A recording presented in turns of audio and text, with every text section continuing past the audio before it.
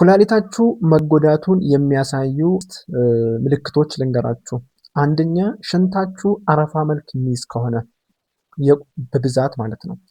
ይሄ ምንድነው የሚያሳየው? ፕሮቲን በኩላሊታችሁ በኩል እየወጣ ነው ማለት ነው።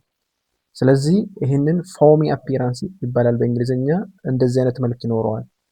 ሁለተኛ እግራችሁ እና እንደዛውም ደግሞ እዚህ ፊታችሁ አካባቢ የማበጥ ነገር ካለ ይሄም ደግሞ ፍሉድ አኩሙሌሽን ዲዩ ቱ ፕሮቲን ሎስ ወይም ደግሞ ፕሮቲን በሽንታችሁ በኩል እየወጣ ስለሆነ ፍሉድ አኩሙሌት ይሆናል ማለት ነው።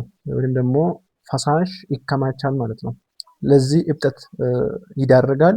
ይሄም አንዱ የኩላሊት ችግር አለ ማለት ነው። ሶስተኛ ማታ ማታ ቶሎ ቶሎ ተነስቶ መሽናት። ይሄም ደግሞ ወይ የፕሮስቴት ችግር የፕሮስቴት እጢ ችግር ሊሆን ይችላል ወይንም ደግሞ የስኳር በሽታም ሊሆን ይችላል ማለት ነው። ይሄም አንዱ ኩላሊታችሁ ላይ ችግር እንዳለ ነው የሚያሳየው። አራተኛ የድካም ስሜት፣ ከመጠን በላይ የሆነ ድካም ስሜት። ይሄም ደግሞ ከየት ነው የሚመጣው? አኒሚያ ወይም ደግሞ የደም ማነስ። ሰውነት ኩላሊታችን ኤሪትሮፖይቲን የሚባል ነገር ያመርታል። ይሄ ደግሞ ደም ሴሎችን እንዲመረት የሚያደርግ ነገር ሲሆን ይሄ ኩላሊታችን ይሄን ማምረት ሲያቆም አኒሚያ ወይም ደግሞ የደም ማነስ ሊያጋልጥን ይችላል ማለት ነው። አመሰግናለሁ።